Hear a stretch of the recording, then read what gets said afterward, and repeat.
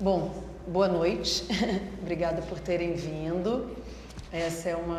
Hoje a gente está recebendo, ao redor para realizar essa conversa pública ao redor de Tudo em Toa, sentidos compartilhados entre humanos e não humanos, a Aline Costa, professora do Departamento de Filosofia da PUC Rio, Zoe Anastasax, diretora e professora da ESD. Obrigada por aceitarem o convite, por estarem aqui com a gente essa noite. E é uma alegria poder dar continuidade nesse quase encerramento dessa exposição ao pensamento, ao debate, a tentativa de compreender sempre um pouco melhor o que está em jogo em uma exposição como essa. Tudo em Toa, sentidos compartilhados entre humanos e não humanos, apresenta a obra de quatro artistas indígenas contemporâneos, Jaider Esbel, da Amazônia brasileira, do povo Macuxi, Santiago Iauarcani e Rembre Iauarcani, do povo Itoto, da Amazônia peruana, e Cheronaui, da Amazônia venezuelana, do povo Yanomami. Então, em comum, todos eles têm a Amazônia, a floresta amazônica, Brasil, Venezuela e Peru. Todos eles estiveram presentes nas duas últimas Bienais de Veneza, o Rembre e o Santiago na última, curada pelo brasileiro Adriano Pedrosa, e o Jaider e o Cheronaui na anterior, ou seja, eles vêm estando presentes em palcos importantes da arte contemporânea mundo afora. E é importante dizer que o Miguel Lopes, que foi um curador peruano que a gente convidou para escrever sobre essa exposição, pontua bem a história pela qual a gente chegou nesse momento, em 2025, onde é possível ver a obra desses artistas ocupando esses espaços. Eu acho que o que a gente vê aqui hoje é curioso, é difícil para mim traduzir essa exposição, eu não me sinto tão confortável assim de falar com tanta tranquilidade, porque acho que por um respeito imenso a todos esses imaginários que estão em jogo aqui hoje. O Miguel Lopes, que é um curador peruano muito próximo da produção desses artistas, ele vai elucidando de uma maneira muito didática e bonita ao longo do texto dele como é que a gente chegou nessa história. Eu acho que a gente pode ver as obras desses artistas ocupando esses lugares e aqui hoje entre nós devido a todo um processo de reescrita da história da arte sob um ponto de vista decolonial, pós-colonial ou anticolonial, como vocês vão saber dizer melhor do que eu, que a gente vem testemunhando ao longo dos últimos 30 anos, digamos assim, entendendo que uma história da arte escrita do ponto de vista eurocêntrico, era necessário, obviamente, que houvesse uma nova perspectiva, e com isso diversos atores desse chamado Sul Global entraram em cena, América Latina, Ásia, África e assim por diante. E a produção desses artistas fenomenais que a gente está vendo aqui, desses artistas, seria impensável a gente ver a produção deles há 30, 40 anos atrás, no centro do debate cultural contemporâneo. Então, é no bojo dessa reescrita que esses artistas autodidatas, que não passaram por um processo de estudo formal, tal como a gente conhece no Ocidente, de belas artes ou alguma coisa assim, que hoje em dia eles estão ocupando esse centro, digamos assim, de um circuito da arte contemporânea. E aí, mais uma vez, acho que vocês vão poder falar muito melhor que eu, mas só falando um pouco do título da exposição, Tudo em Toa, sentidos compartilhados entre humanos e não humanos. A ideia do tudo em toa, para mim, sempre evoca uma ideia de tudo é sujeito, não só nós, porque acho que o que está em jogo aqui, obviamente, é um pano de fundo do antropoceno, dessa virada do antropoceno e desse humano como centro de tudo, onde deu no que deu, o colapso climático, as questões todas que vêm no bojo disso que vocês, mais uma vez, vão saber falar muito melhor do que eu. E o Tudo em Toa, eu acho que repercute para mim um ensaio muito curto do Eduardo Viveiros de Castro, que chama-se Por uma Subjetividade Radical do Mundo, onde ele vai falar justamente que a ciência tratou de dar só a nós humanos a ideia de que somos sujeitos, e o sujeito deveria ser expandido para a pedra, para a folha, para o animal, para assim por diante, e que a ciência capturou a alma de todas essas coisas, entendendo que só nós somos, né, portadores de uma alma. E eu acho que no limite, Cheronaui, Jaider Esbel, Reimer e Santiago estão o tempo inteiro, cada um do seu jeito, cada um na sua poética, nos lembrando que essa tal de alma, essa tal de subjetividade pode e deve ser expandida, né, para muito além de nós. E se você começa a enxergar o mundo com essa outra perspectiva, muda tudo, né? E muda tudo no limite também, muda provavelmente a maneira que a gente se relacionaria com o planeta, com a Terra. Haja visto que a partir do momento que nos colocamos no centro, e como nós sendo, né, os portadores de uma subjetividade, o resto é objeto, e objeto de expropriação, de exploração e assim por diante, não está dando muito certo, né? Então é uma alegria receber vocês, uma honra para a Flexa estar mostrando o trabalho desses artistas extraordinários, e tem essa coincidência do Brasil estar brigando agora a COP30 em Belém, né? E no limite todos esses artistas também têm muito a nos ensinar de alguma maneira sobre essas questões prementes. E só para eu finalizar, eu acho que tem uma aspas que o Miguel Lopes traz no texto dele, do Reimer, que pode ser legal de eu citar, só porque como estamos aqui com duas professoras vindas da academia, cada uma na sua especialidade, mas muito próximas desse debate que nos interessa aqui hoje, talvez fique uma espécie de provocação para que depois a gente possa retomar ao fim da contribuição de vocês, onde o Reimer fala assim: a arte contemporânea oferece algo que nenhuma outra especialidade havia oferecido antes no mundo moderno. A antropologia nos tratou como objetos de estudo, a história como sociedades estagnadas no tempo, a etnografia como mais uma espécie do ambiente natural e não como seres humanos. Então vem a arte contemporânea e dá às sociedades indígenas a possibilidade de falar em primeira pessoa, de tornar visível e materializar esse processo de representatividade e autorrepresentação. Né? E eu acho que, obviamente, todos eles, o Jaider Esbel enunciava muito, né, um discurso sobre isso, o Reimer também. Se trata aqui também de um grande projeto de preservação de toda uma história de apagamento, de invisibilidade, de, né, toda sorte de violências, e acho que eles estão aqui para restaurar de alguma maneira isso. Obrigada, moças. Começamos com a Aline. Bom, então, obrigada, boa noite, todo mundo que está aqui. Vocês estão me ouvindo bem? Quero começar agradecendo a Luísa, que disse que não se sente à vontade, mas não parece que não se sente à vontade. Eu acho que a gente pode até ir embora, né, Luísa? Agradecer pelo convite de estar aqui, enfim, né, não só falando diante dessas obras lindíssimas, desses artistas tão importantes da cena contemporânea, mas também um pouco compartilhando esse desconforto que a Luísa falou, que talvez ela esperasse que a gente sentisse menos, né, Zoe? A gente, né, está aqui com a Zoe também, uma amiga, que a gente já faz muita coisa junto, inclusive minha vizinha, e a gente veio junto hoje conversando um pouco sobre esse lugar de estranhamento e de desconforto, do quanto é interessantíssimo e é importante celebrar essa profusão, a cena crescente, né, de artistas indígenas, obras indígenas entrando nos circuitos mais tradicionais da arte, e que a gente às vezes não sabe muito bem qual é a nossa postura diante disso, se é uma reverência, se é um respeito, ou se a gente tenta usar com as nossas categorias, né? Então, longe de tentar resolver isso, eu acho que eu vou tentar, minha fala vai ser um pouco no sentido de habitar um pouco de desconforto, que tem a ver com o desconforto mesmo desses mundos que parecem estar em conversa, né? Então, foi ótima essa introdução, inclusive nesse sentido, porque acho que é uma questão importante mesmo para a gente falar. Qual é a nossa, talvez, expectativa, inclusive, quando a gente traz esses artistas para dentro da cena desse mundo, e a gente, né, na maior expectativa, às vezes, de fazer justiça, o que a gente pode estar fazendo também, né? Então,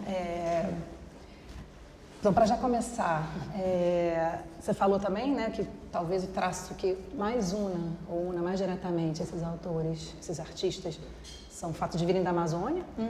Esse é o denominador comum. O denominador comum, né, artistas indígenas, né, da Amazônia, que, como você também disse, está sendo palco nesse momento de uma discussão importantíssima, não só a respeito da Amazônia, mas do mundo inteiro, que é a COP30, né? E a gente está vendo, inclusive, nesse exato momento, não sei se vocês estão acompanhando as notícias, né? Recentemente, os povos indígenas, os povos originários, não aceitando ficar de fora das discussões. E literalmente. Entrando mesmo na Zona Azul e dizendo, não, vocês que não se importam muito com aqui, não vivem aqui, não sofrem as consequências diretas, não são vocês que vão né, decidir o futuro da nossa existência. Né? Então, a Amazônia também é interessante pensar nesse momento, a Amazônia como essa profusão de mundos e, ao mesmo tempo, um lugar onde um destino do mundo comum também está sendo debatido, negociado, né? Em muitos sentidos, rifado, né? Se a gente leva em consideração quem é que está efetivamente por direito ali naquela Zona Azul, né? Que não os povos indígenas. Né? Então, a minha fala vai se basear principalmente em 2 pontos. Esse que a Luísa já adiantou sobre o antropoceno, né? Sobre a questão desse colapso climático, né? O que é curioso, né? Por que a perspectiva do fim do mundo tem feito a gente se interessar por esses muitos outros mundos, né? A aparente percepção de um fim de um mundo, criando a profusão de novos mundos. Né? Então, um pouco pensando o antropoceno como esse ensejo, né? Para aberturas que a Marisol do Lacademia, que eu não sabia nem que assim senta aqui, mas eu trouxe esse livro porque justamente lendo o catálogo e vendo a exposição, eu pensei muito nessa autora, Marisol do Lacademia. Ela chama de aberturas ontopistêmicas. Aberturas, né, não só para outros mundos, mas também outros modos de fazer mundo, de produzir conhecimento. Né? Então, por que o antropoceno tem sido trabalhado por autores desse campo chamado de humanidades ambientais, como esse portal, digamos, para novos mundos, né?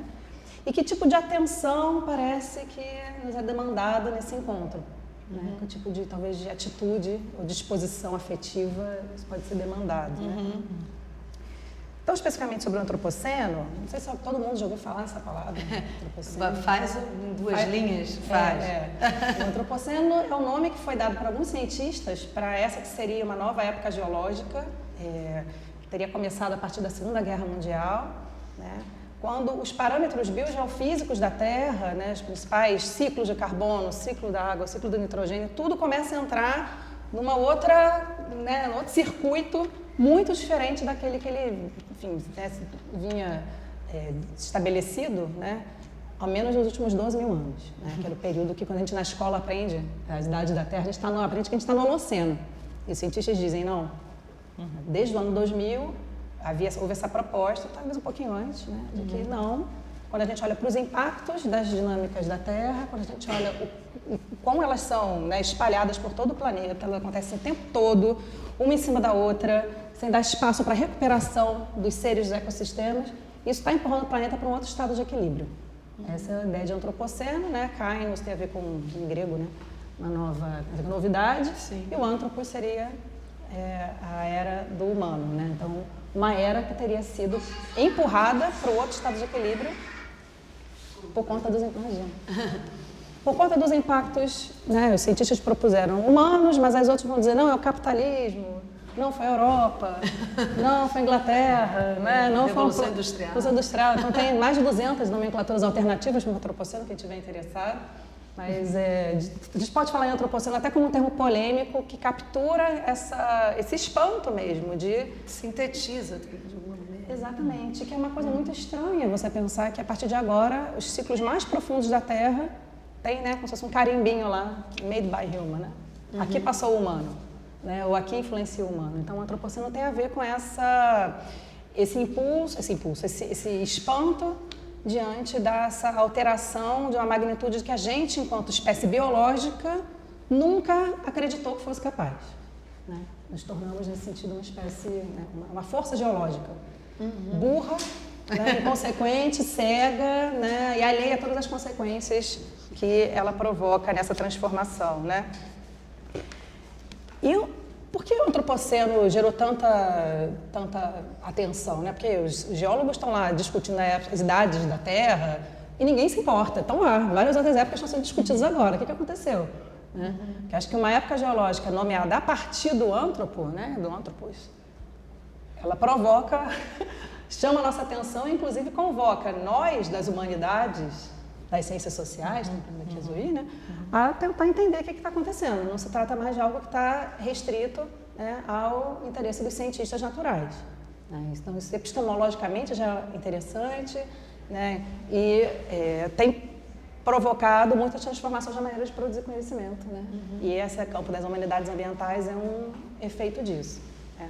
E uma das principais, talvez, maneiras de sintetizar o antropoceno é que justamente ele bagunça uma divisão que a gente imaginava ser universalmente estabilizada, estabelecida, entre as coisas que elas bem são naturais, e se elas são naturais, elas meramente estão aí, elas não têm agência, elas não têm intencionalidade, elas simplesmente estão aí, ou bem as coisas são humanas. E aí sim, os humanos têm história, têm agência, né, são sujeitos, né? Os humanos só os humanos são sujeitos. E quando a gente observa, né, a história da Terra e as teorias que começam a aparecer para dar conta do que está acontecendo com o planeta, entre elas a teoria de Gaia, né, que vocês também já ouviram falar, uma teoria que acaba sendo muito mobilizada pelos movimentos New Age, mas na verdade ela tem um fundamento científico muito importante, né? A intuição principal da teoria de Gaia é de que a natureza não é meramente um pano de fundo inerte. A intuição é de que se a gente hoje respira essa atmosfera com oxigênio, esse oxigênio não está aí porque a natureza quer, porque Deus quer, porque nada quer. Ele foi colocar, é um produto cultural, vou falar assim, de propósito, né? De uma história longínqua, na qual nosso ancestral, lá de 2 bilhões e meio de anos atrás, a cianobactéria, porque começou a produzir fotossíntese, começou a colocar esse oxigênio nessa atmosfera. Então, essa atmosfera que a gente entende como dada, ela já é um produto da vida. Um produto da vida, né? Então, a vida, as teorias que pensavam que a vida meramente encontrou um terreno fértil para prosperar, elas caíram por terra. Na verdade, a vida, ao longo da história da Terra, houve uma coevolução entre vida e meio ambiente, ao ponto da própria vida ir moldando as condições favoráveis para a sua existência. Então, tem uma agência aí desses seres, né, considerados naturais, e desses cenários, a atmosfera, a gente pode pensar nos rios, nos oceanos, que a teoria de Gaia exige que a gente seja capaz de observar. Não precisa falar nem tão longe. Quando a gente pensa, por exemplo, na teoria de gases de efeito estufa, na própria mudança climática, ela é o quê? Ela é natural, ela é cultural.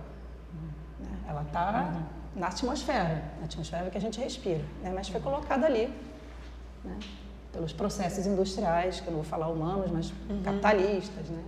Enfim. Então, essa intuição é muito importante, né? E quando você, dentro do âmbito da própria ciência, chega à conclusão de que não dá mais para organizar e entender a realidade a partir daquela divisão que colocava a agência toda do lado dos humanos, a realidade começa a ficar sob disputa novamente.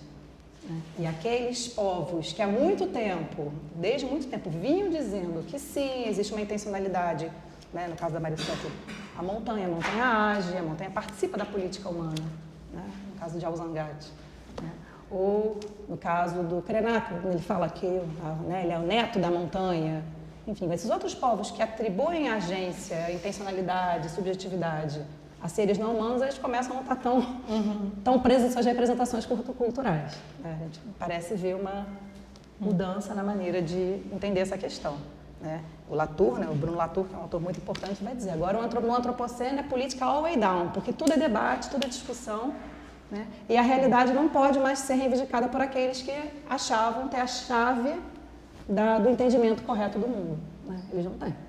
Então, esse é um primeiro momento, né, em que, se a realidade não está mais sob a guarda daqueles que se viam como humanos habitando a natureza, talvez haja outras maneiras de compor. E aí a gente está vendo, então, todo esse interesse, né, de pensar, inclusive, modos de se lidar com a Terra muito mais condizentes com isso que a própria ciência está dizendo. Né? Que a própria ciência, de respeitar essa animação. Né? E daí, então, a gente pode falar que tudo em toa, né? Os agenciamentos humanos e não humanos, aí palavras começam a surgir, rede, interdependência, né? A gente vê essa profusão de termos que são, claro, signos de uma importante abertura que a gente precisa fazer. Talvez um primeiro momento, né, para a gente se ressensibilizar para essa agência distribuída, essa subjetividade distribuída no planeta, né, na Terra, os muitos mundos, né, se quiser falar como os zapatistas, né? Ao mesmo tempo, a gente tem que tomar muito cuidado, né? E aí é onde eu vou entrar na parte da segunda, já fazendo a transição para a segunda parte do que eu queria dizer, para que esses termos não permaneçam no registro de muita harmonia, né? E tudo muito generalizado, muito geral, né? Tudo é não humano, né? Enfim, então também tudo é não humano, mas tudo é gente. Como é que a gente também, né, faz essas categorias não se pasteurizarem, se dissolverem num entendimento muito geral? Né? É impreciso. Exatamente. Impreciso é que no fim das contas, se tudo é, nada é, né? Assim, então, o que a gente faz diante disso? Então, acho que é um sentido importante, né, que o Miguel até fala aqui no catálogo, né, sobre a noção de cosmopolítica. Né? No primeiro momento, todo mundo tende a pensar a cosmopolítica como essa política do cosmos, né, que todo mundo agora faz parte da política, é uma política cósmica em que entram espíritos, montanhas, né, todo mundo faz parte da política. Né? Mas o sentido mais rigoroso da cosmopolítica tem a ver com negociação, com fricção, com coexistência entre mundos ou entre, né, práticas que não vão nunca chegar ao denominador comum. E esse é um ponto importante que ressoa com esse sentido que a gente fica aqui de desconforto ao falar desses mundos, porque é importante que a gente se sinta desconfortável mesmo. A gente não vai compreendê-los em toda a sua completude, né? Ou não deve, pelo menos eu acho, né? A gente não deve tentar, né? É um esforço fracassado. Eu aprendi com a Marisol. Né? Achar que um dia a gente vai entender, por mais que a gente seja capaz de traduzir, seja capaz de trazê-los para falar, isso não é, né? Não estamos no registro da transparência aqui, estamos no registro de uma composição, né? Que se a gente tiver sorte, essas fricções podem se tornar colaboração. E quem sabe, né, dos dois lados podem sair modificados, né, desse encontro. Né? Então, por um lado, então, sim, tudo em toa. Né? É preciso que a gente admita que tudo em toa para que a gente possa tentar entender o que entoa mais e o que entoa menos. Onde entoa mais, onde está, em que situações essas coisas vão valer e não vão. Porque uma intuição também muito importante que a gente aprende quando a gente se debruça sobre o pensamento indígena é que eles são muito refratários às generalizações. Né? Tem essas histórias que o Viveiro de Castro sempre conta a partir do Peter Gal, não sei quem são, é Conspiro, eu acho. Né? Fazendo pesquisa Conspiro, e o Peter Gal pergunta para os indígenas: nossa, mas eu percebo que vocês usam categorias, pronomes, enfim, algum tipo de indicador na linguagem para as pedras que vocês usam para humanos. Quer dizer que para vocês pedras são gente? Eles falam: não, claro que não, só algumas. Só algumas. Né? Então tem sempre essa situação, né, quando a gente vai ler etnografias, né? No início tudo era gente, menos os jabutis. Né? Tem sempre esse marcador do princípio de exceção, como diz o Viveiro de Castro, né, que ajuda a gente também, se a gente quer aprender alguma coisa, vamos aprender com cuidado com tudo, é gente, né? Tudo e nada acaba sendo equivalente. Né? E aí, por isso, acho que o trabalho da Marisol é muito importante, porque a Marisol, nesse livro, né, então, de novo fazendo propaganda, um livro que eu gosto muito, e nem sabia que a Cícera está aqui, filho. Não sabia, juro. É que a editora do livro está aqui. A editora da Bazar do Tempo, que publicou o livro, está na primeira fila aqui. Está aqui na frente. Na primeira fila, inclusive. É um livro que saiu por essa coleção que eu edito junto com o meu amigo Fernando Silva. E tem uma cena muito interessante, uma história do livro, em que ela conta de uma colaboração do informante dela, amigo, né, o Nazário Turco, como curador numa exposição no museu, né, enfim, museu do Smithsonian, né, o Museu Americano do Índio, né. E é muito interessante porque todo o trabalho da Marisol, né, acaba por esse encontro com essa situação muito inesperada. Né? A Marisol, então, é uma antropóloga peruana, super de esquerda, chega lá em Pachanta, que é uma comunidade de Cusco, já com algumas ideias, que ela ia estudar, ela queria trabalhar arquivo, né? Entender um pouco a história do Mariano Turco, que é o pai do Nazário, que foi o curador, achando que ela ia ajudar a resgatar, né? Colocar o nome dele na história, porque ele tinha uma participação muito importante no movimento de reforma agrária do Peru. Né? Então ela chegou cheia de preconcepções do que ela ia encontrar lá. E acaba encontrando o Nazário, que começou, né, enfim, Pachanta um povoado muito pobre. E Nazário começa, depois que ele tem esse sucesso como curador, o nome dele começa a circular, né, enfim, um circuito mais New Age, porque, né, globalizado, né, de participação indígena, né, na política. O Nazário começa a ser ser convocada para trabalhar como xamã dos turistas que vão para Cusco, né? E ela pira da vida, caramba, coitado, pô, não, absurdo. Ele vira e fala assim, não, tô achando ótimo, tô famoso, tô ganhando meu dinheiro, né? Então isso já bagunçou um pouco as expectativas dela do que ela iria encontrar nessas traduções entre mundos, né? Que ela chegou com, né? Até para salvar, né? Para tentar redimir, denunciar aquilo que poderia ser visto como uma imposição. E a Marisol, desse contato, ela aprende que tem coisas aqui que a gente precisa tentar entender a partir da perspectiva deles, né? E que talvez a gente nunca vá ser capaz efetivamente de compreender, né? A gente não vai conseguir abrir mão das nossas categorias, né? Então, tem um papel muito importante do trabalho da Marisol nesse registro de frear um pouco o nosso entusiasmo diante da vontade, ou expectativa de que, reconhecendo todas essas violências, reconhecendo tudo que já foi feito de apagamento, que agora a gente vai resolver esse problema. Porque, né, a tendência é que as assimetrias se reproduzam e que a gente acabe com isso minando o próprio potencial de diferenciação, de divergência desses mundos se tornarem outros. E começa a querer exigir que eles se enquadrem numa certa expectativa que a gente tem do indígena, certa expectativa que a gente tem, né, do autóctone, né? Então tem essa questão, enfim, não sei se eu tinha pensado até em ler os pedacinhos de Marisol, acho que não é o caso, mas falar um pouco, né? Enfim, eu ia ler um trechinho que a Marisol fala muito sobre o problema da tradução, né? Em que, enquanto antropólogo, isso é uma questão muito importante para ela, porque o trabalho do antropólogo diante desse povo que ele não conhece é traduzir. Ele não pode fazer outra coisa que não traduzir. Mas, ao mesmo tempo, traduzir é uma tarefa impossível, porque há sempre algo que escapa, né? E a situação de Alzangate, né, no museu é maravilhosa quando ela conta sobre isso, né? Alzangate, então, é essa montanha super importante para os Quichua, que eles, inclusive, né, se dirigem a Alzangate para pedir, né, sabedoria, para pedir melhores decisões e para pedir que intervenha mesmo em situações da política, né? Alzangate, então, teria participado efetivamente do processo de derrota, né, do hacendado, né, que seria, né, os fazendeiros ali, no processo de reforma agrária no Peru. Mas é claro que nos registros históricos Alzangate não aparece. Alzangate só entra na parte dos ritos, né, das crenças. Alzangate não aparece efetivamente como um agente político, né? Só que a Marisol fica tentando, então, mas me explica, Nazário, me explica, Mariana, o que é Alzangate? Ele fala, Alzangate é Alzangate. Não, mas eu preciso entender, Alzangate é uma montanha? Ele fala, ela é uma montanha, mas não apenas. É uma montanha para nós. Nós só podemos ver como montanha. Mas Alzangate não é só uma montanha. Inclusive, a categoria montanha não se aplica ao Alzangate, porque é uma categoria montanha, né? Categoria de seres que se comportam, sei lá, que não se comportam, no caso, né? Mas que existem de uma mesma maneira, feitos de uma mesma coisa. Alzangate não é uma montanha nem como qualquer outra.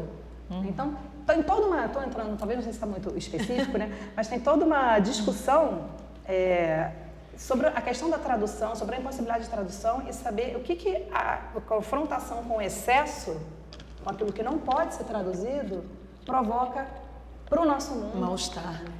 Um mal-estar e, ao mesmo tempo, esse limite indica que é algo ali que eu não sou capaz de conhecer, mas que é algo, e que, diante desse algo, qual é a nossa atitude? Né? Então, a proposta que a Marisol conta, né, inclusive sobre essa questão da colaboração do Nazário na curadoria, ela fala, foi um festival, um teatro de equivocações.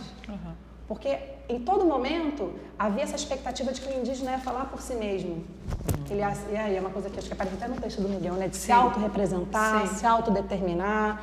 Mas esse auto é simples, mediado, sobretudo numa estrutura de museu. Mais de um museu, de uma exposição, totalmente. Então, por exemplo, né, na hora que Marisol está com o Nazário visitando a exposição montada. Aí a Marisol fala assim, olha, Nazário, Alzangate. Não, que é uma foto de Alzangate. Sua idiota, né? Uma foto de Alzangate. E aí ela começa toda uma... Realmente, isso não é Alzangate, é uma representação de Alzangate, porque... É a montanha. Que não é uma montanha, a montanha, mas não apenas. Né? E para ele, Alzangate, Alzangate não pode ser... Aquela é uma foto de Alzangate. Alzangate é aquilo que aparece quando você chama Alzangate. Chamou Alzangate... você se endereçou, enfim, então é tudo muito mais complexo do que você é capaz de fazer em 5 minutos aqui. Mas assim, é uma recusa dessa separação palavra e coisa diante de um acontecimento que convoca por meio de rituais, né? Palavra e coisa. Então, o que o museu pode fazer, em última instância, é representar, né? A foto que está ali é só uma representação, o despátio, né? Que é, assim, supostamente está ali para representar, né? Uma oferenda, né? Na verdade, o Nazar olha para aquilo e fala que são só objetos, o despacho não está aqui. O despacho tem a ver com o processo, né? Então, a própria autorrepresentação já é uma separação, né? Que o tempo todo, né? No texto da Maria Sol, a gente fica regulando o nosso entusiasmo diante dessa, né? Está na hora do parar, né? Tá tranquilo. Tá tranquilo. Né?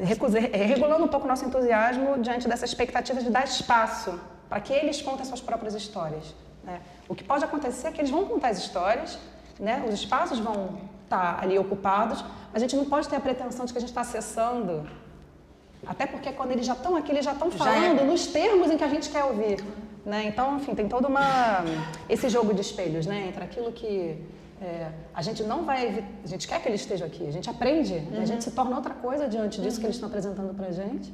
Eles também têm ganhos, né? E se tornam outra coisa diante daquilo que eles aprendem. E aí, a obra, por exemplo, do Davi Copenau, né? O livro A Queda do Céu, é super interessante nesse sentido. O Davi fala o tempo todo para os brancos. Isso que vocês chamam de poluição, isso que vocês chamam de política, ele está traduzindo, né? Para a gente é outra coisa. Mas isso que vocês chamam de poluição, isso que vocês chamam de conhecimento, né? Já é uma tradução. Né?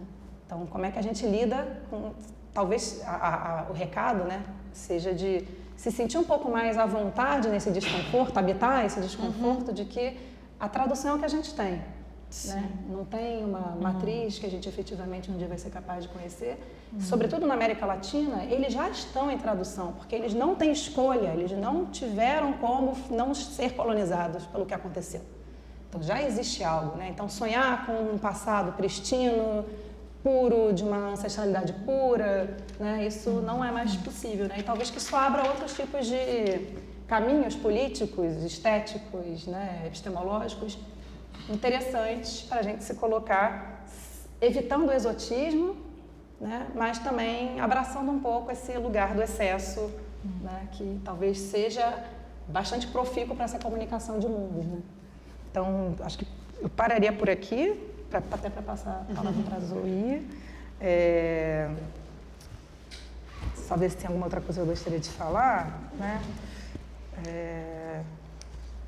A Marisol vai falar assim, a gente tem que ter atenção para traduzir bem, né?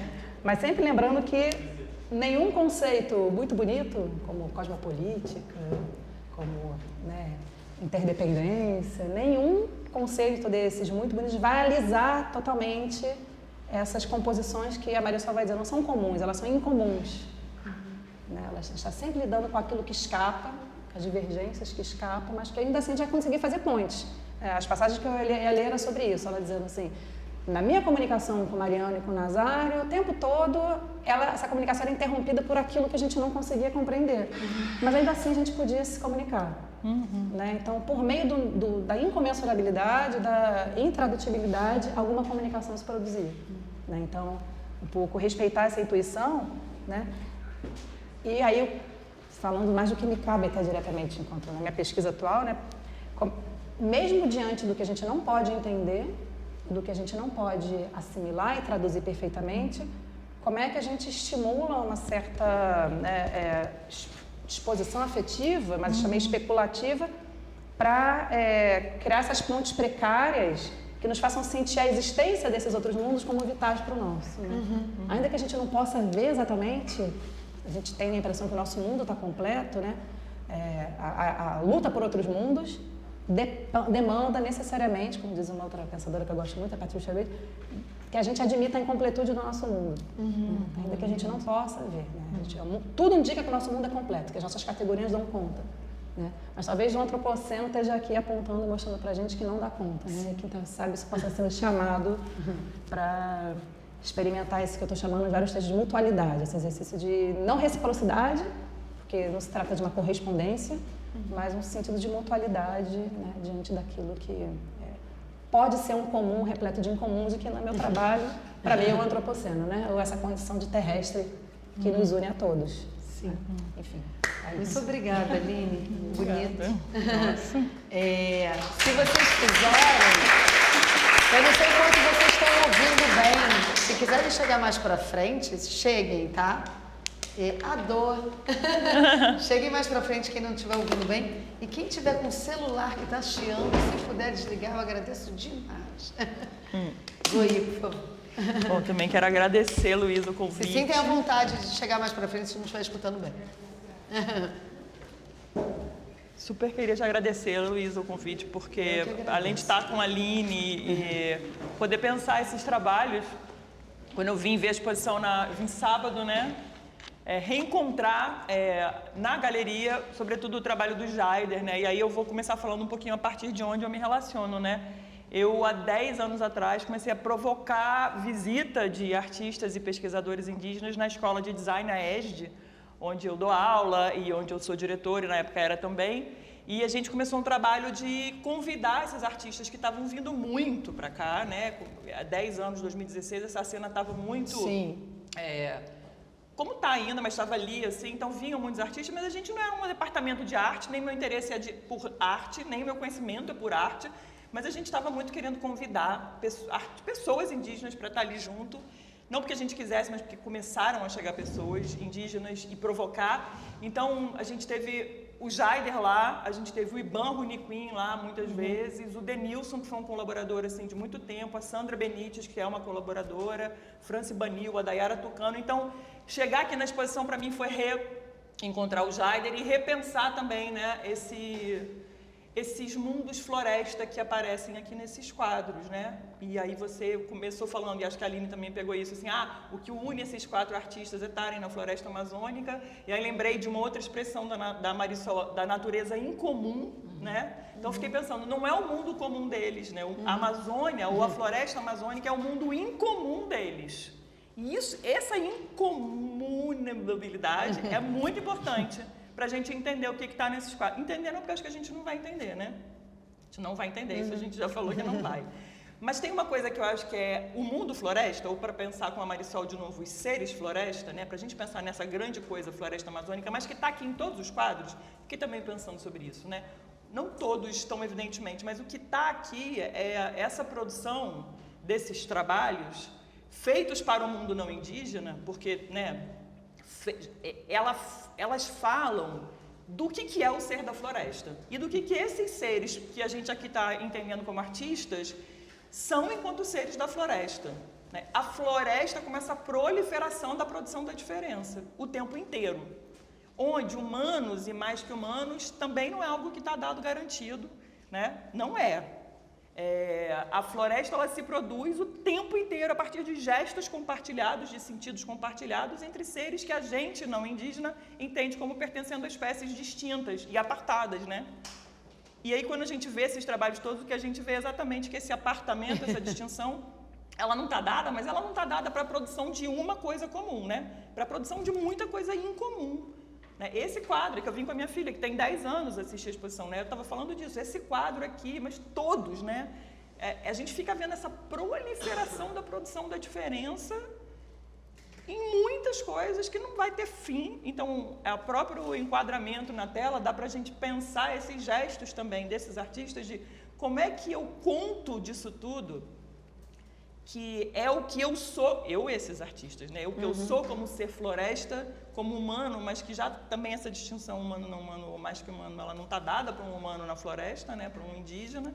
Como é que eu coloco isso num frame, né? Enquadrado, e aí, claro, os diferentes suportes que vai se usar. Mas aí, no trecho que você leu, eu acho que ele é muito interessante, porque ele vai falar de mais essa tradução, né, que está aqui pensada por essas pessoas que pintam esses quadros e pintam pensando que isso vai ser emoldurado, que isso vai estar numa galeria, que isso vai estar no museu, porque desejavam ocupar esse espaço, né? Essa produção, ela é toda feita de mediação, mas de mediação que é também equivocação controlada, né? Então, para falar essa expressão do Eduardo Viveiros de Castro. Ou seja, tem um processo tradutório o tempo inteiro e a vontade de armar ou desarmar a armadilha, o Jaider fala sobre isso, com esses processos de mediação e tradução, né? Mediação acho que é um termo ruim, mas acaba que ele ajuda a gente aqui a pensar, né? Então, como esses quadros falam desse mundo, ou desses mundos floresta amazônica, para a gente ficar na floresta amazônica, que será esse território incomum, onde eles, né, por acaso ali aconteceram de nascer, viver, né? E como esse trabalho pensado para esse mundo não indígena branco, da arte, ele, ao mesmo tempo que ele pede esse enquadramento da floresta, porque a gente vai dar frame, né? A gente vai enquadrar, a gente vai moldurar, a gente vai dar contorno fechado, e isso é uma obra, aquilo é uma outra obra, aquilo é outra obra, está jogando o tempo inteiro com a nova produção de diferenças, né? E aí essa semana a gente estava relendo o livro do Copenau, num grupo de estudo, e aí tem uma hora que ele fala do encontro dele com as palavras do Chico Mendes. E eu fiquei pensando muito sobre isso também por a gente estar vivendo esse momento da COP, né?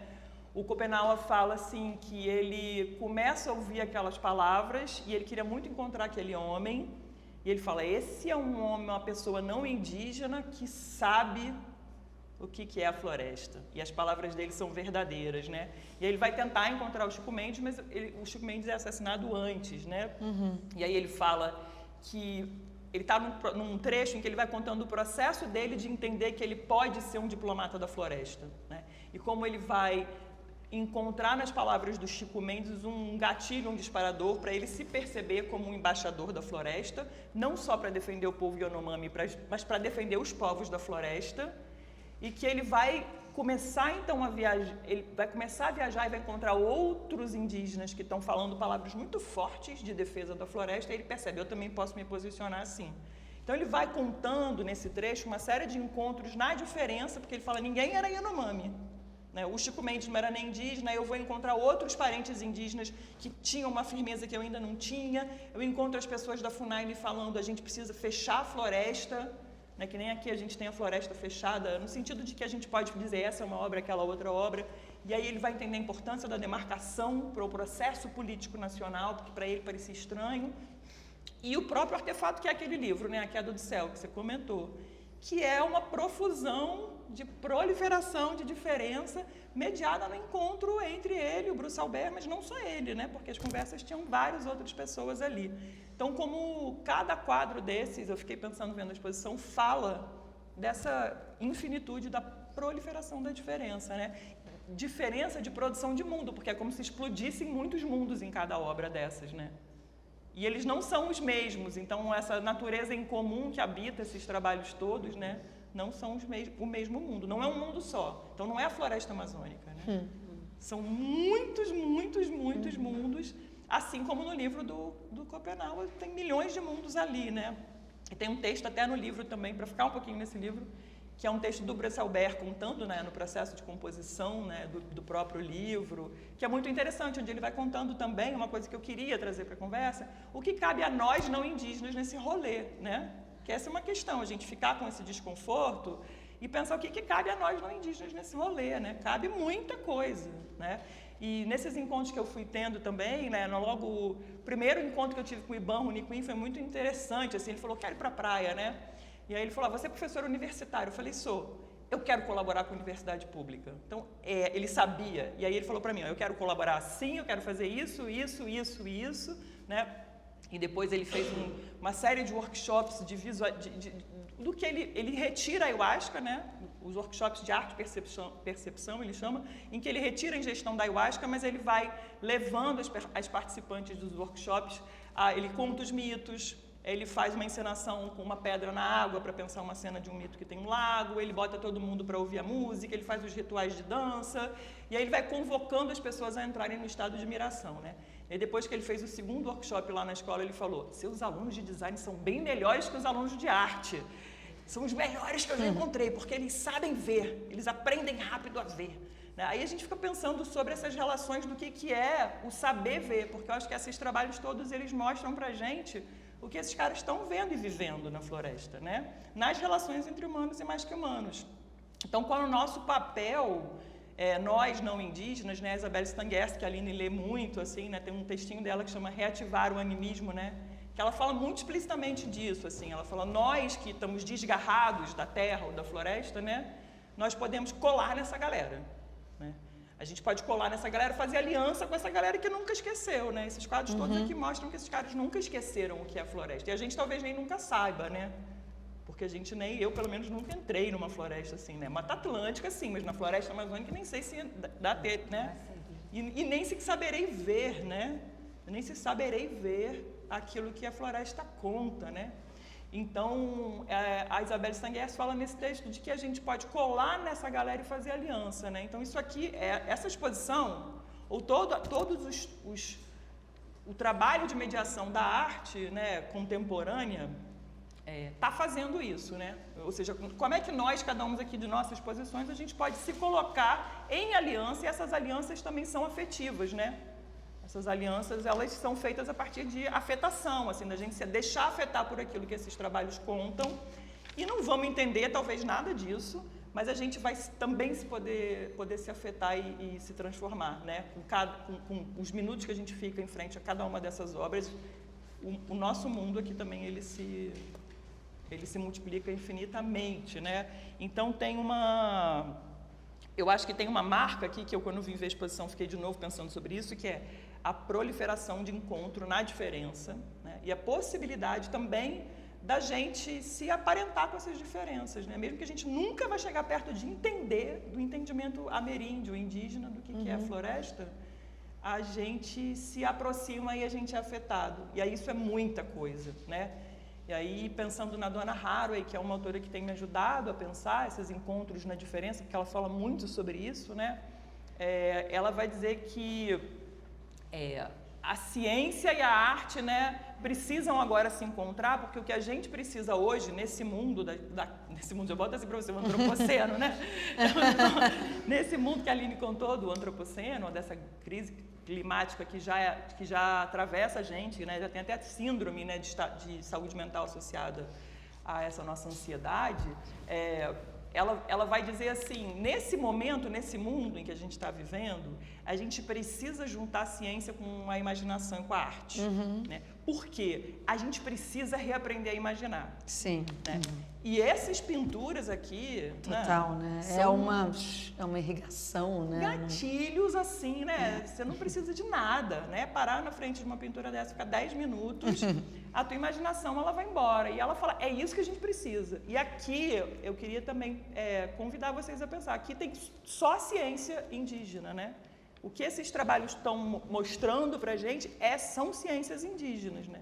Então, a gente vai olhar como arte indígena, e o Jaider teve também esse trabalho de querer conceituar o que seria a IC, né? Arte indígena contemporânea, mas eu acho que a gente também pensar que isso aqui é ciência indígena. Cada quadro desse é uma enciclopédia não, porque a ideia de enciclopédia é horrível, mas é um tratado de ciência indígena, né? E levar isso a sério para a gente é muito difícil, né? Eu estou olhando para um quadro, estou vendo um quadro. Não, isso aqui também é a ciência do fazer floresta que faz com que, inclusive, a floresta possa estar de pé, né? Como um artefato coproduzido nesses sentidos compartilhados humano e mágico humano, né? Que aí vai ter uma galera, Eduardo Góes Neves, né? Uma galera ali que está hoje dizendo para a gente, a floresta amazônica é um produto cultural. Olha só. Não é um vazio, não é a mata virgem, onde, né, a civilização não chegou. Muito pelo contrário, ela existe do modo como ela é, porque isso tudo aqui que a gente está vendo nesses quadros está produzindo a floresta a todo momento, né?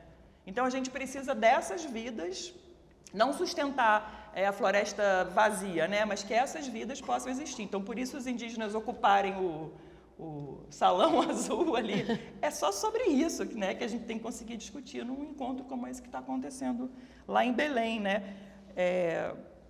E essa ideia também do Jaider eu queria também pensar um pouquinho isso, né, das armadilhas que estão em jogo, que a gente falou, eu acho, tanto Luísa quanto a Aline, né?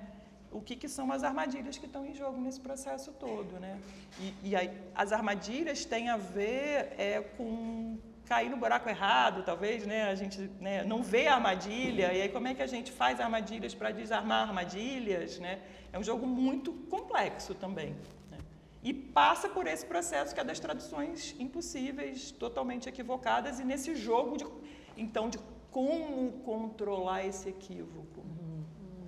E aí também, de novo, pensando nós não indígenas, o que podemos fazer? Sim, podemos habitar esse espaço do encontro com a diferença e sustentar que isso possa existir, para que isso seja, de fato, mais gatilho para essa imaginação que precisa ganhar mais espaço nesse momento agora em que a gente se vê como se o fim do mundo fosse iminente, né? Tá todo mundo assim, caraca, o mundo vai acabar, não sei mais o que fazer.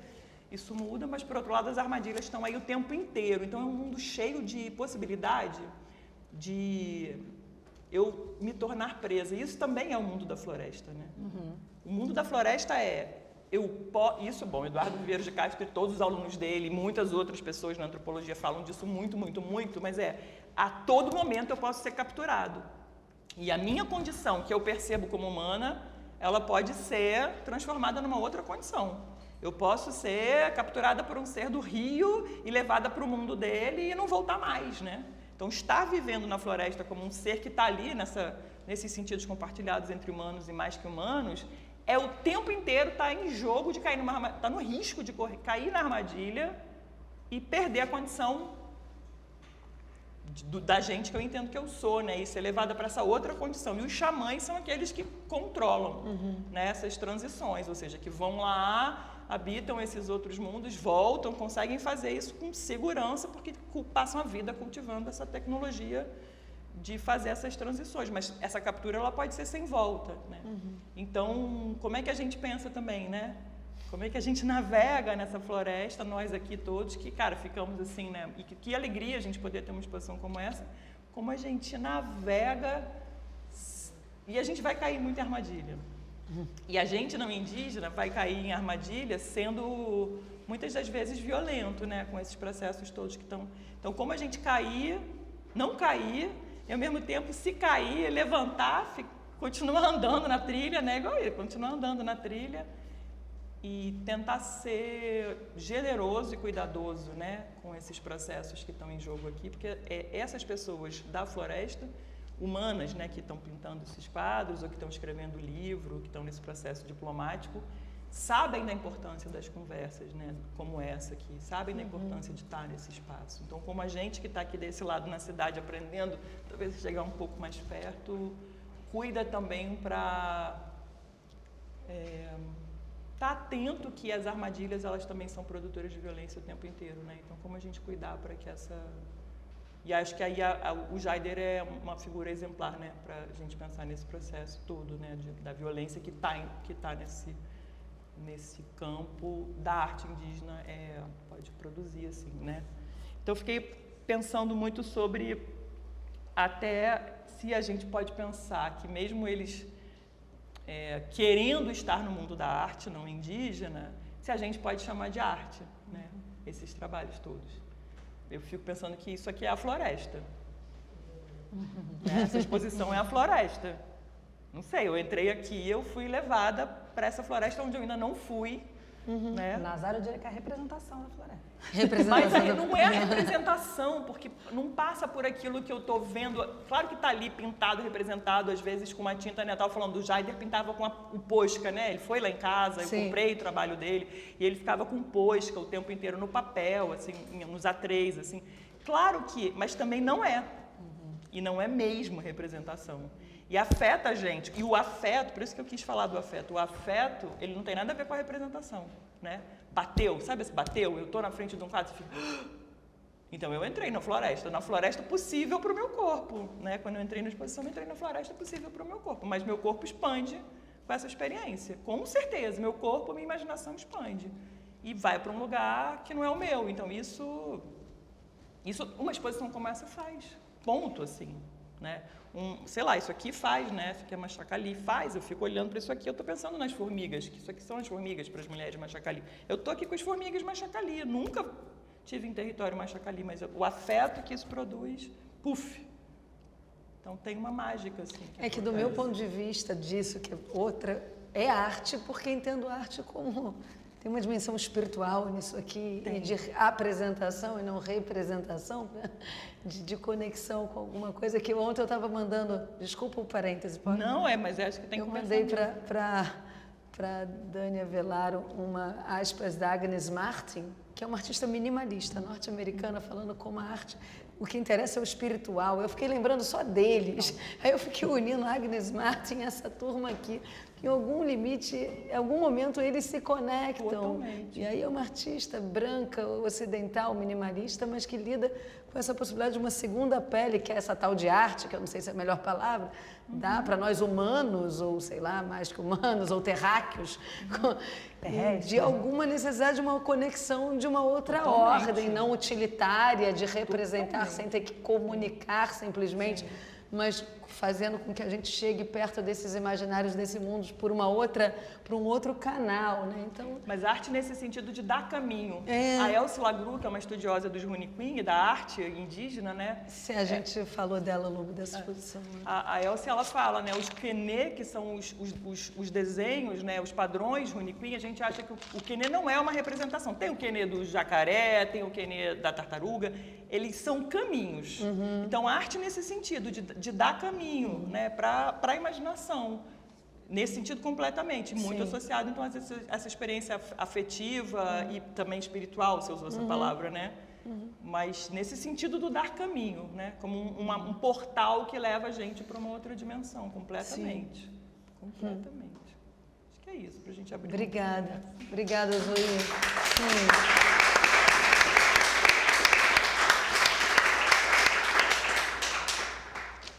Obrigada, complexificaram muito o meu mal-estar.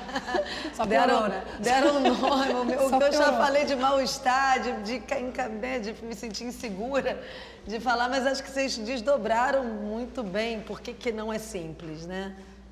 Mas porque também é fundamental, né? Não é, a gente não pode ter o medo de acessar, como dizer, é do interesse deles, ninguém está aqui, né? Imagina. O Jaider era um super sujeito articulado, fez a sigla AIC, Arte Indígena Contemporânea, Santiago e Rember, super, né, politizados e completamente conscientes de onde querem estar. E essa ideia do pensar o frame é curioso mesmo, né, de como esse mundo meio sem borda, que é a floresta, pelo menos pra gente, sem borda. Fiquei lembrando muito da introdução do Arrabalde, do João Moreira Salles, vocês falando assim. Aquele, sei que não tinha bibliografia aqui, mas que fiquei lembrando dessa coisa sem borda da floresta, e aqui tem a borda, o tempo inteiro tem o limite, né? Cada tela se impõe porque é uma convenção já dada, né? De que haverá esse limite, mesmo que o Santiago use essa fibra chamada lanchama, que ele tira diretamente da casca de uma árvore, e não o linho, como o Rember, o Jaider e o Xeronaui lá embaixo é um papel artesanal feito por eles próprios na região onde eles vivem.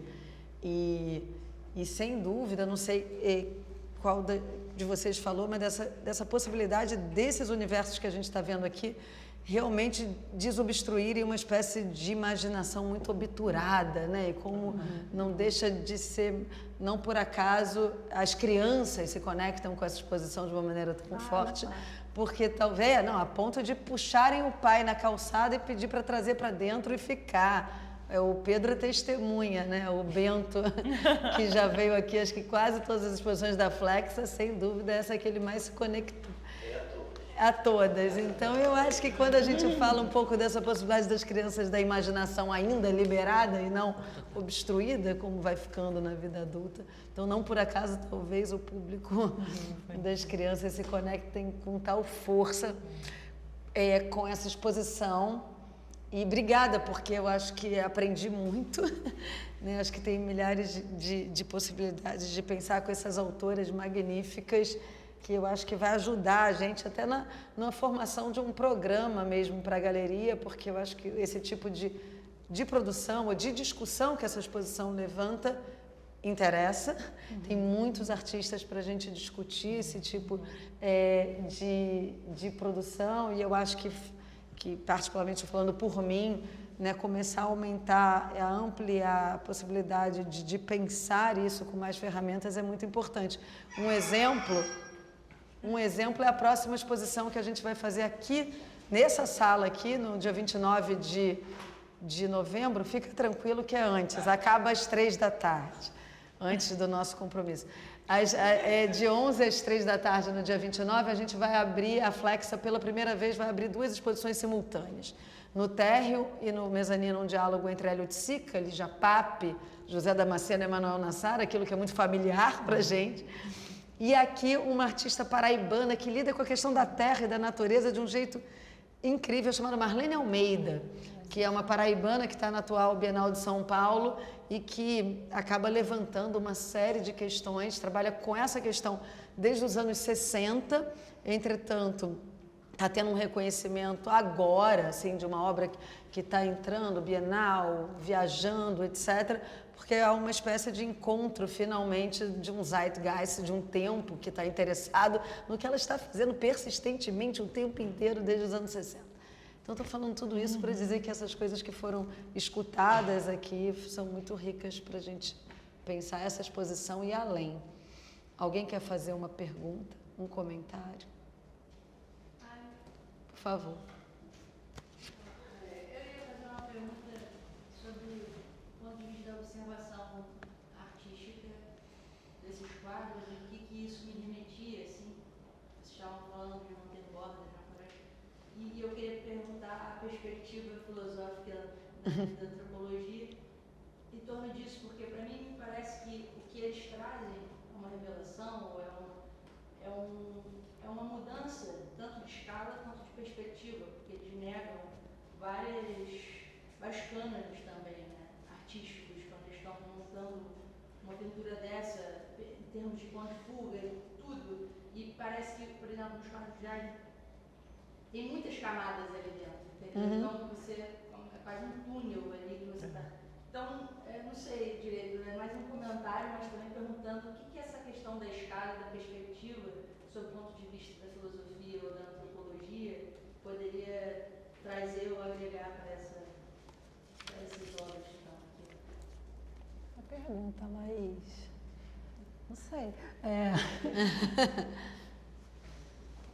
Eu acho que essa questão da escala é uma questão que está muito presente nos debates, especificamente sobre o antropoceno, né? Porque, né, a gente viu os ativistas têm que agir local para, né, o global, agir local. Então, sempre e essa ideia que a gente tem de que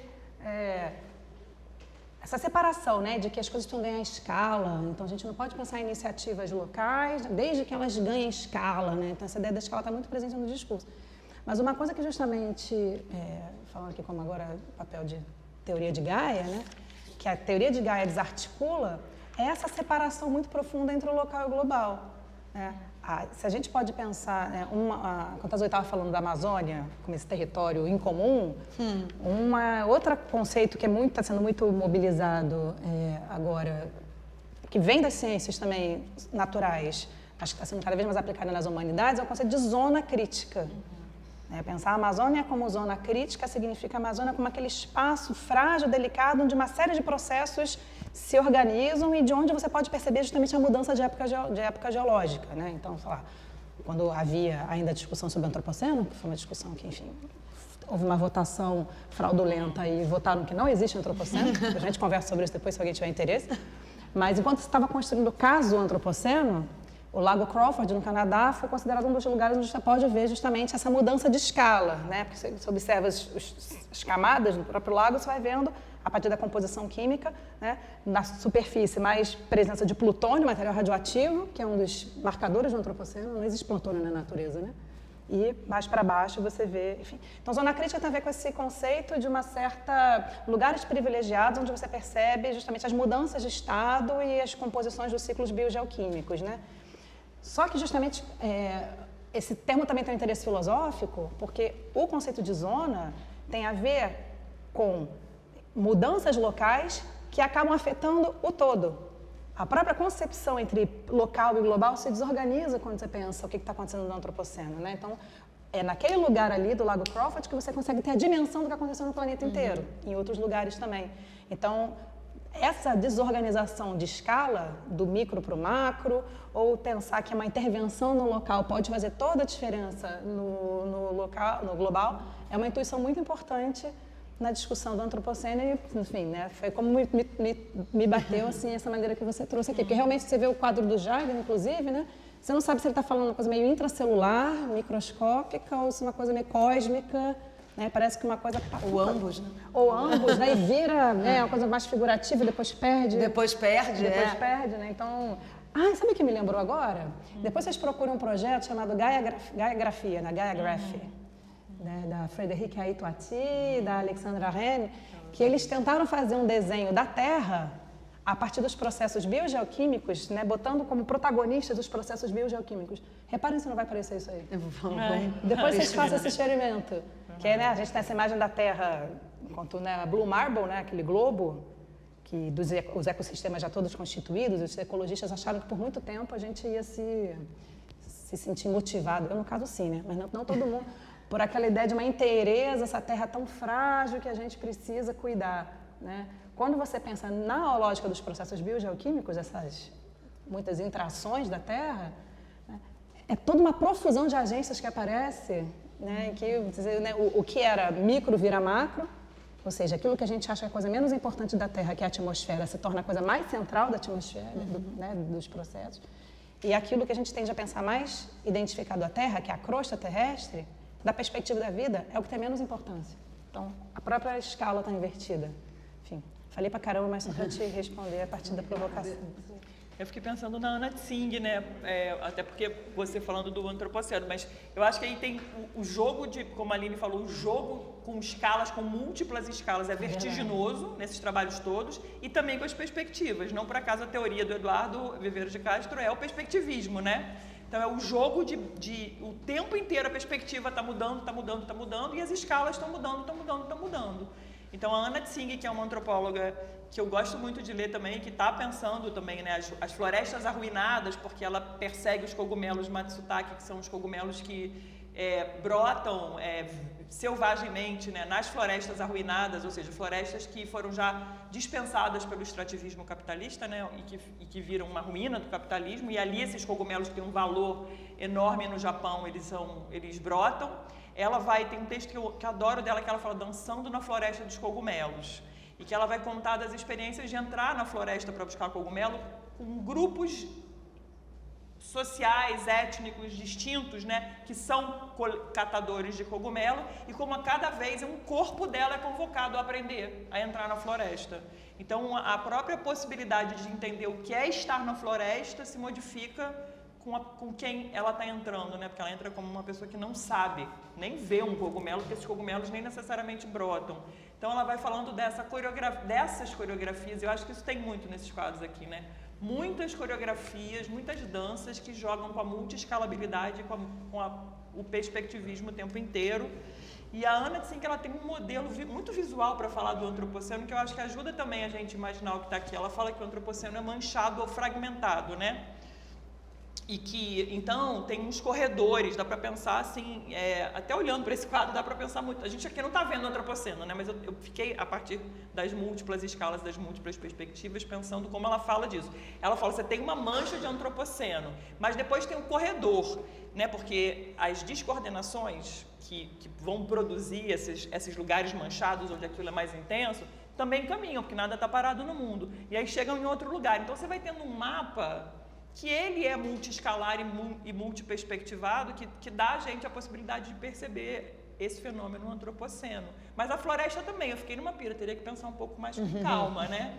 O jogo de escalas e de perspectivas, vertiginoso, que a gente vê aqui, que provavelmente deve ser a sensação de estar dentro de uma floresta como na Amazônia, ele é multiescalar e ele é multiperspectivado.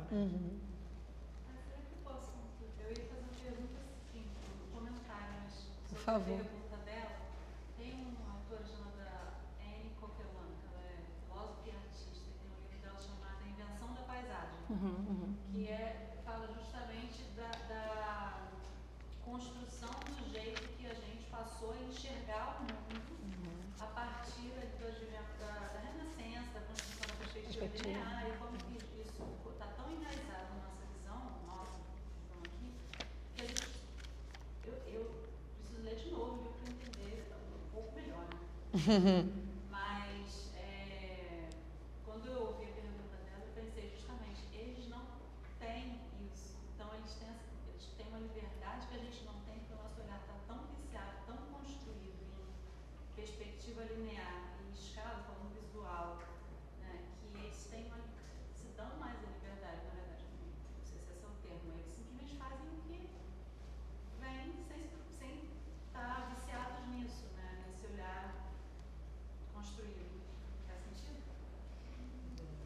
Acho que sim. Eu não saberia dizer se eles não têm, mas eu acho que... É outra, né? A gente não estudava Leonardo da Vinci. Sim. É outra coisa. Sim. Enquanto pra gente, quando a gente vai olhar qualquer coisa, já vem imediatamente, mesmo sem a gente ter estudado, mesmo quem não estudou, já vem um ponto de fuga, linhas e profundidades, e a gente constrói, a gente não consegue nem ver no mundo sem estar condicionado a essa construção de jeito de ver. Ela traz historicamente, de textos gregos, etc., como que a paisagem não era parte do contexto. A paisagem não era vista ou pensada da forma que a gente vê hoje. Nos textos, assim, elas eram um ambiente onde se passavam os acontecimentos, eram outras coisas, eu não sei explicar. Não, o Latour fala um pouco disso, né? Assim, tem vários textos, de uma forma meio solta, assim, ele discute um pouco quanto o nosso naturalismo, a confiança de que a natureza é uma mera pano de fundo, está muito informado por essa experiência estética, né, inclusive, né, de imaginar da representação e imaginar um sujeito que vê e que toda aquela paisagem é feita para ele, né, levar a sério demais a ideia de uma representação e de que, de certa forma, isso congela a agência, né, como se muito claramente houvesse apenas algo dado, né, e todo o resto estivesse ali só para ele, né? Então, o livro... Aonde ele fala isso? No Onde Estou, outro livro que saiu pela Bazar do Tempo. Ele fala isso em vários lugares. Ele fala isso no Diante de Gaia, mas no Onde Estou ele tem um capítulo que ele fala de descongelar a paisagem, né? Onde estou? Onde estou? Do Latour. Bruno Latour. Em que ele vai fazer um pouco isso, que é como se a gente deixasse agora com o antropoceno, né? É como se fosse tudo tivesse congelado e agora os agentes voltaram à ativa, né? Então a gente está vendo, em vez de pensar as coisas como elas são, nos lugares onde elas estão, a gente tem que pensar justamente a trajetória que permitiu que elas chegassem ali. Então, é como se tudo voltasse a recobrasse o movimento. Né? Então, desorganiza um pouco, inclusive, essa noção de paisagem, que para ele é justamente foi completamente forjada junto com o nosso naturalismo. Mas Bruno Latour. eu fiquei pensando também na Haraway, né? Onde Estou, o livro?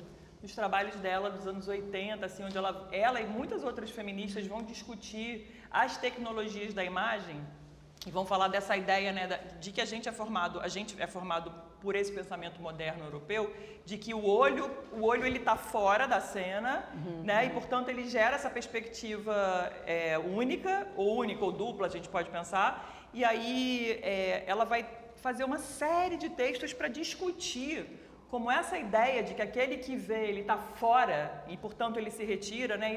Isso é parte do aparato que a gente poderia falar do excepcionalismo humano, mas que vai descambar numa série de tecnologias de produção da imagem. E se a gente pensar na fotografia e na pintura e na ideia do obturador, da câmara escura mesmo, até antes da fotografia, né? Hoje eu estava lendo a Ariela Azoulay, História Potencial, que ela vai trabalhar muito discutindo isso. Ela fala, cara, a gente tem que entender que o obturador fechar, isso aqui não acontece quando surge a fotografia, isso aqui acontece quando existe essa onda colonial, né, violenta que se expande a partir da Europa ali no século XV, XVI, né? E que essa ideia de que eu vou fechar e a câmera que vai dar a possibilidade de desenhar ou de pintar com a perspectiva, ela faz isso, né? Vai projetar numa caixa a partir desse buraquinho por onde a luz que vem em linha reta, que vem daqui, ela vai passar para lá e a gente vai poder então desenhar. Ela fala, esse gesto de fechar e capturar a luz, ele está em todo o processo colonial e ele gerou uma série de tecnologias de produção da imagem ocidentais.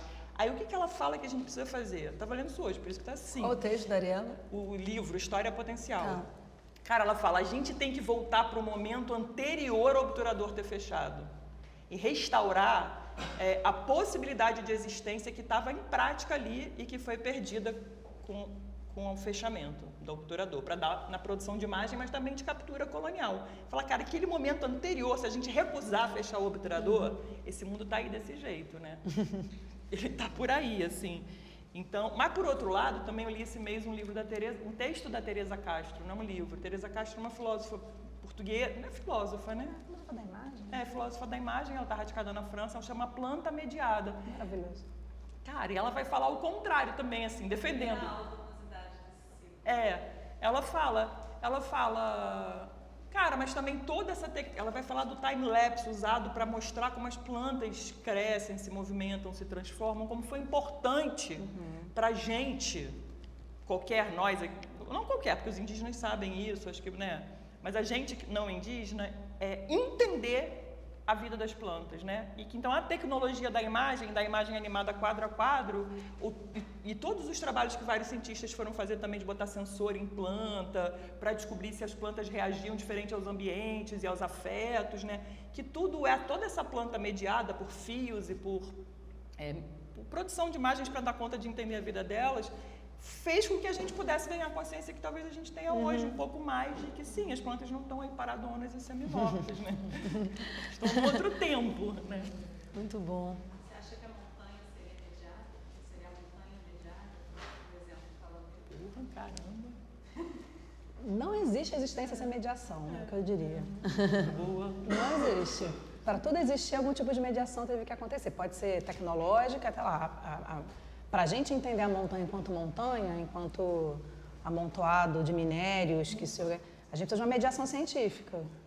Mas se eu quiser, penso escrever a montanha no texto, sei lá, uma poesia sobre a montanha, outro tipo de mediação vai entrar em cena, né? As mediações são isso, a planta mediada são várias visões sobre, né? Nesse registro, a mediação é tecnológica, né? No sentido de cientistas tentando fazer...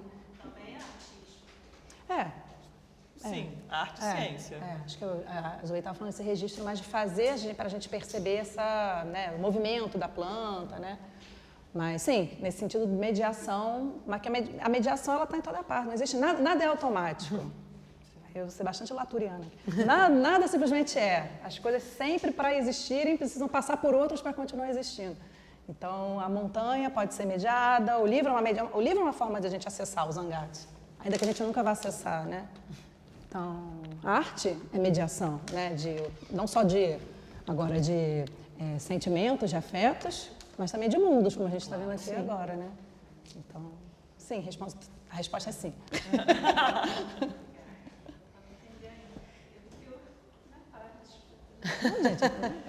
É que quando você falou da montanha, etc., da tentativa de descrever, eu lembrei do Castaneda, do Dom Juan, tentando descrever o que era o mescalito pro Castaneda, né?